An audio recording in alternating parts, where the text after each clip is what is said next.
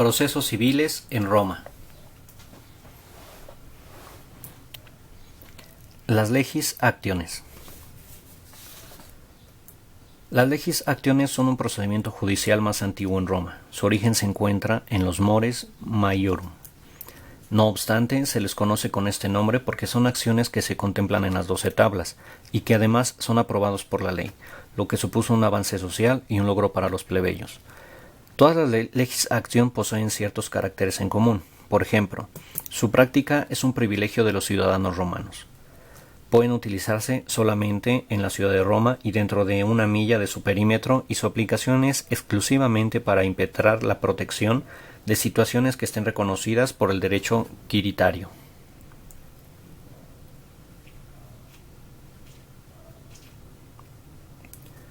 Procedimientos para la realización de un juicio. La citación. La realizaba el demandante con las palabras in ius te voco. El demandante solo puede evitar comparecer inmediatamente siempre y cuando presente a un tercero denominado vindex. El demandado debe colaborar con el procedimiento asumiendo su papel en la ejecución y la pronunciación de los gestos y palabras durante el ritual. Cabe destacar que el demandado tenía la oportunidad de defenderse de las siguientes formas. Tenía la posibilidad de pedirle al magistrado que denegase la acción del demandante o bien esperar a ser condenado y allí iniciar una acción de repetición contra el demandante vencedor. Etapa in iure. Etapa seguida por los juicios ejecutivos y declarativos. En esta fase es necesaria celebrar la legis action con la presencia de los dos litigantes ante el magistrado. Esta etapa se cierra con la litis contestatio, correspondiente al llamado que hacen las partes a los presentes para que actúen como testigos, para que no olviden y repitan lo que ante el magistrado se ha establecido. Las acciones de la ley son de 2 clases, como ya se mencionaron.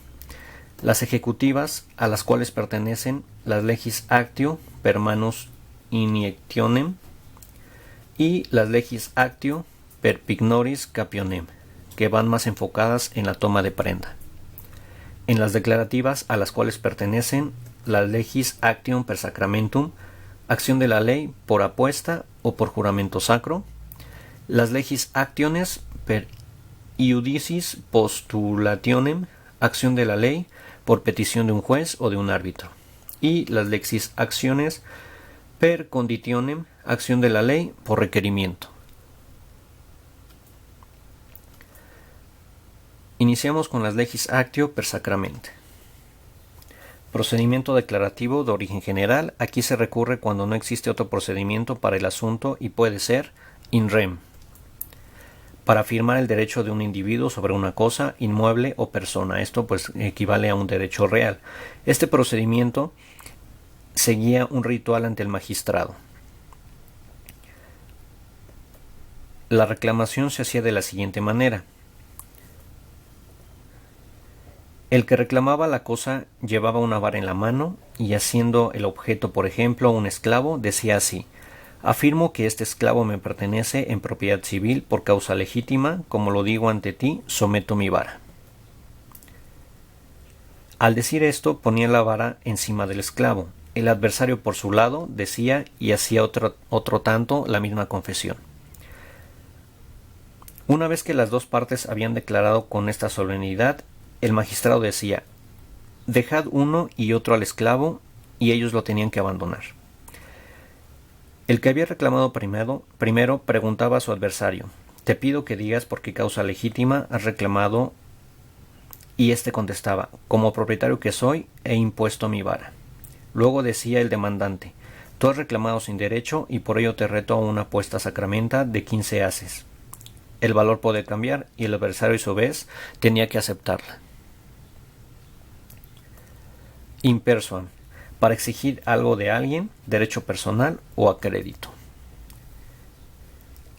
La parte característica en la tramitación de la legis actio, o sea, el sacrament, consiste en una apuesta de dinero de 50 ases. Así la cosa vale, si la cosa valía hasta 1000 y si pasaba de 1000, se elevaba la apuesta a 500, el cual el perdedor tenía que pagar al erario público.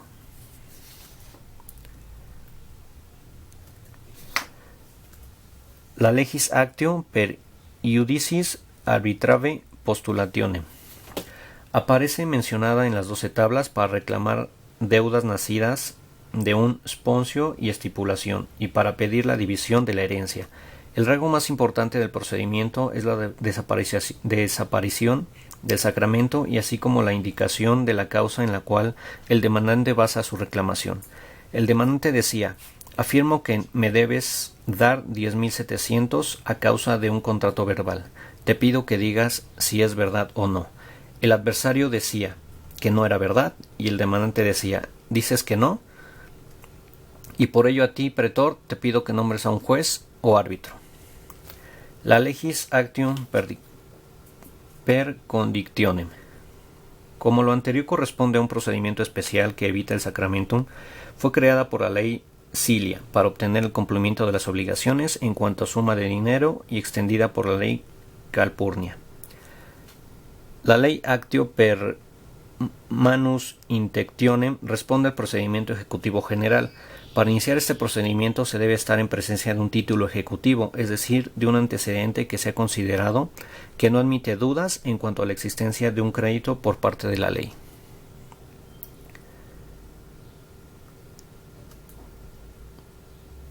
La legis actio pignorem capionem procedimiento consiste en el apoderamiento por parte del acreedor de una cosa inmueble del deudor, pronunciando las palabras sacramentales, pero sin la presencia de un magistrado, constituyendo una prenda extrajudicial.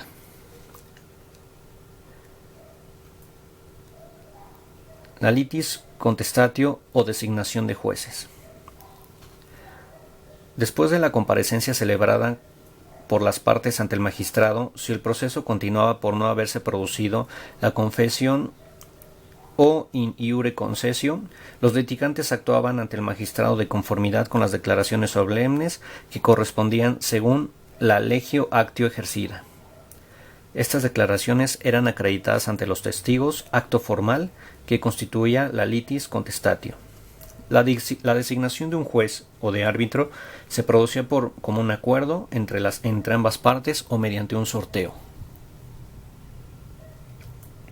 Etapa apud iudicem. Momento en que los litigantes comparecen ante el juez previamente designado. Si una de las partes no comparece ante el juez, se dicta sentencia a favor de la parte presente. Los litigantes no están obligados, por otra parte, a expresarse en términos previamente establecidos, ya que en la práctica sus abogados quienes son sus abogados los que elaboran una breve explicación de sus argumentos que el litigante deberá expresar dicho día, a menos que no se haya puesto el sol, ya que se postergará al siguiente. Se reanuda el litigio con una breve recapitulación de los hechos que había dado lugar a la reclamación en los comicios o en el foro. En materia de pruebas era trascendental que los hechos fueran probados. Los litigantes además tienen el deber de aportar las pruebas necesarias de los hechos que alegran el juez no tiene obligación de suministrar los medios de pruebas. Estos medios de prueba son las declaraciones de las partes bajo juramento y los testigos, pero en pocas épocas posteriores cobraron importancia los documentos y las pruebas realizadas por los peritos, especialmente las que tenían relación con los procesos hereditarios. El juez, por su parte, debe someter en ciertos casos a reglas determinadas con objeto de apreciar y valorar los medios de prueba aportados por las partes. La sentencia. El juez jura que fallará el juicio y lo decidirá con arreglo a derecho, pero siendo los árbitros ciudadanos particulares sin conocimientos jurídicos, era frecuente que acudieran en consulta a un jurisconsulto. La sentencia, en el caso de legis actio sacramentum, decide cuál de las partes ha ganado la apuesta sacramental. En las demás pueden ser condenatoria o absolutoria, mientras que en las acciones divisorias, o sea, en el caso de herencias, la sentencia constituye derechos a favor de cada interesado. Al haber procedimientos a la división de cosas eran muy comunes y adjudicar ahora en partes divididas. La ejecución de una sentencia. Había dos maneras de ejecutar una sentencia. La primera era legis actio per manus iniectionem. La acción por apreciación corporal es una de las más antiguas, justamente con la acción de ley por apuesta sacramental. Consiste en un procedimiento ejecutivo que procedería cuando un deudor no cumplía la sentencia de un juez. En el caso de una confesión, ya que ésta equivalía a una sentencia, y también en algunos casos era considerada por leyes especiales. Al no pagar al acreedor, se lo llevaba a su casa por 60 días. Durante estos 3 días sucesivos, se comprometía a llevarlos a los comicios y proclamar en el juicio la existencia de la deuda. Si nadie había pagado la deuda transcurridos los 60 días, el ejecutante podía venderlo como esclavo o darle muerte.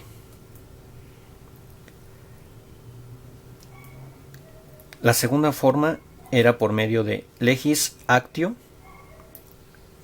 per pignoris capionem. Consiste en el apoderamiento de algunos bienes del deudor, sin necesidad de una previa condena, y constituye un procedimiento ejecutivo. Los casos en que puede ser utilizada esta acción especial tienen un marcado origen sacral y público que se remonta a las 12 tablas. Sumadas a estas condiciones, una ley censorial estableció la pignoris capio en favor de los publicanos o cobradores de impuestos del pueblo, contra los que deben algún impuesto legítimo, y que también de manera pues estaba a favor de los soldados.